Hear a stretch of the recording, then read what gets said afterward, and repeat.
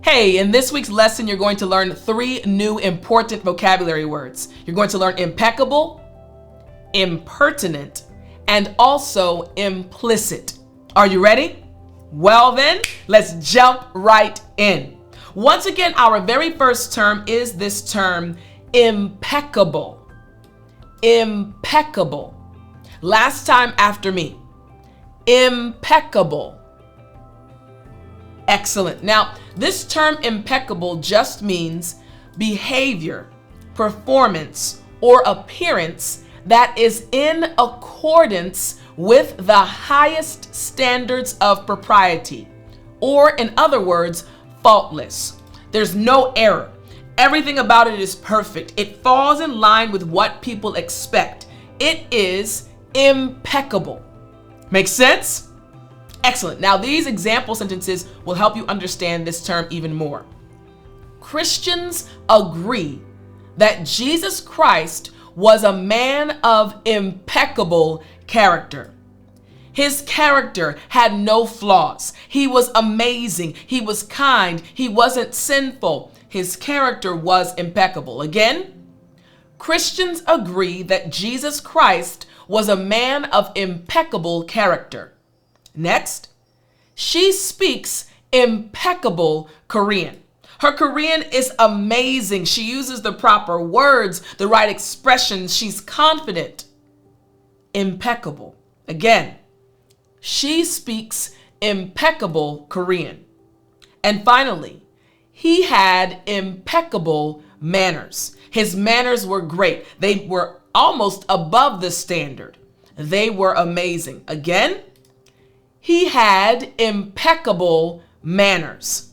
You got it? The term impeccable. Now it's time for us to look at a simple sentence structure using this term impeccable. All right? So again, the term is impeccable, and we have a simple sentence structure.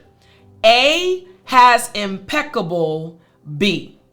Again, A has impeccable B. A being the person or thing, and B being the quality or skill. So let's come up with some examples using this sentence structure. So for the person or thing, for the first one, let's say she.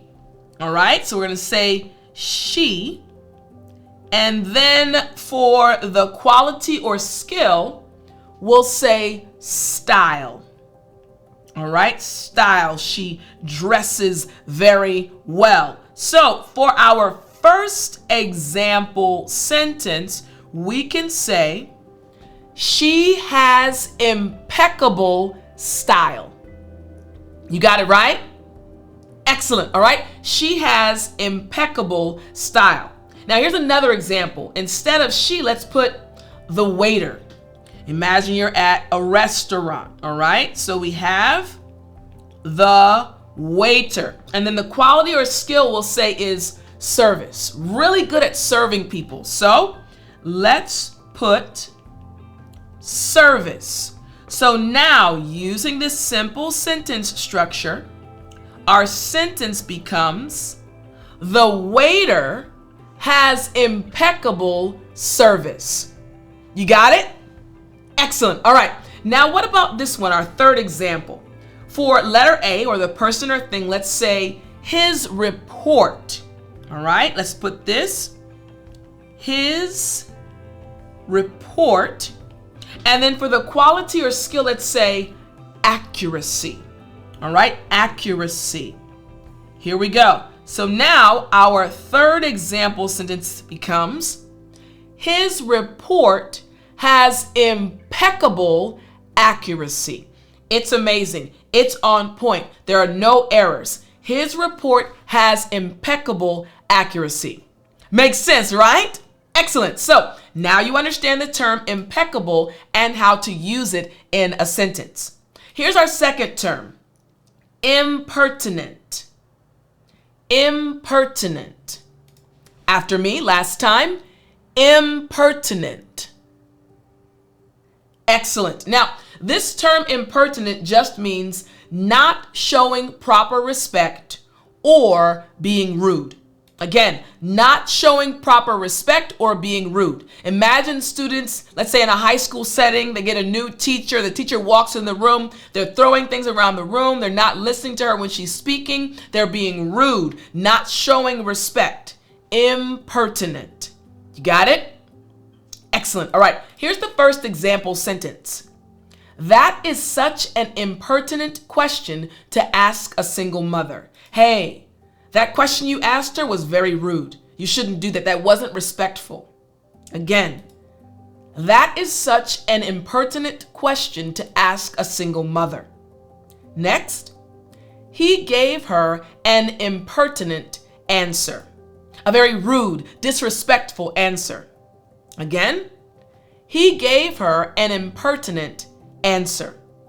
And finally, that's an impertinent question. Hey, that's a rude question. That's not respectful.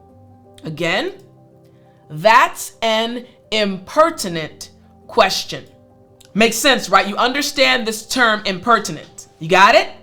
Excellent. All right. Now let's look at this simple sentence structure using this term impertinent. All right. Here is the sentence, and we only have one blank for this one, one part to change. All right. So we have, it was impertinent when, letter A, representing an action. So it was impertinent when, and then you insert the action. So here's our first example.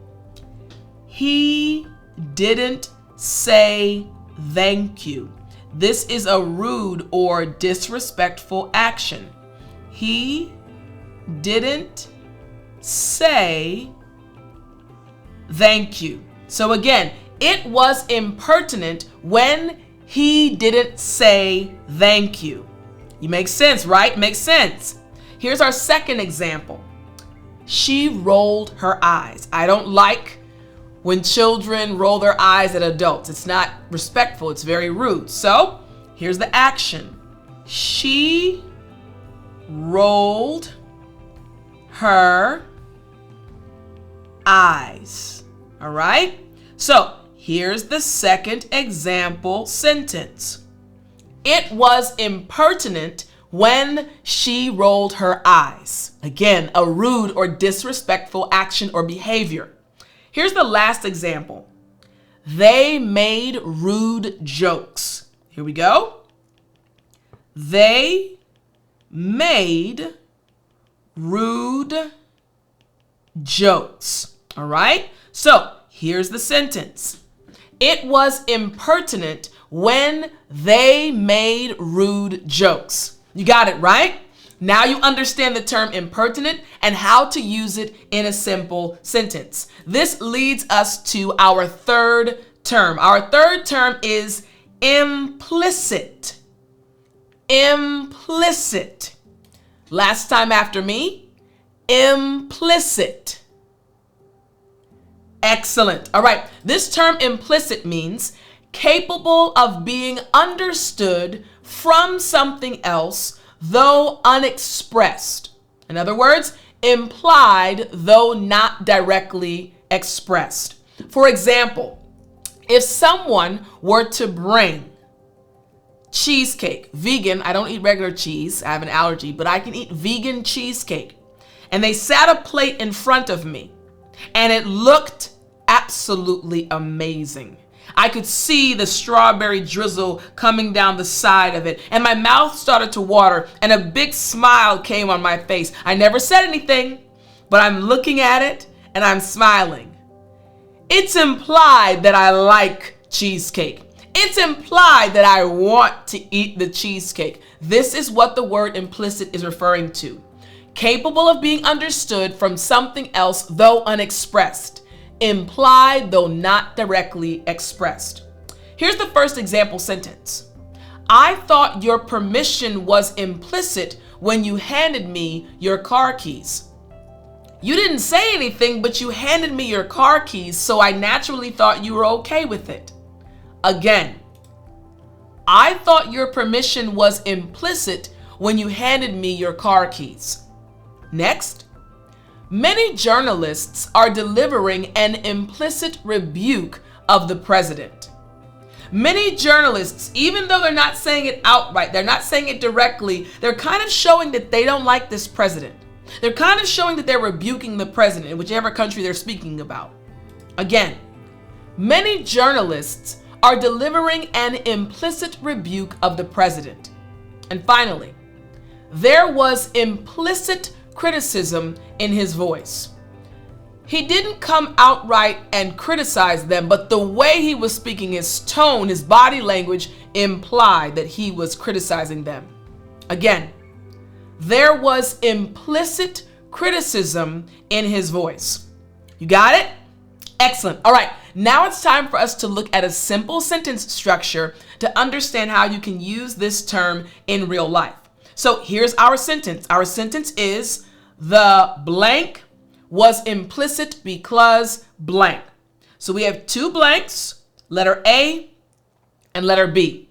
Letter A represents the thing and letter B represents the reason. So the A was implicit because B, or the thing was implicit because, and adding a reason. So let's give our first example using this sentence structure. So the thing is going to be the meaning. All right, our first example is meaning. And then for letter B, the reason is going to be it was suggested, not said. All right, we're going to put it was suggested, not said. So again, here's our first example sentence. We have letter A and we have letter B. The meaning was implicit because it was suggested, not said. You got it? Excellent. All right. Here's our next example. Let's say for letter A, we're going to put rule. For letter B, we're going to say it was understood. All right. It was understood.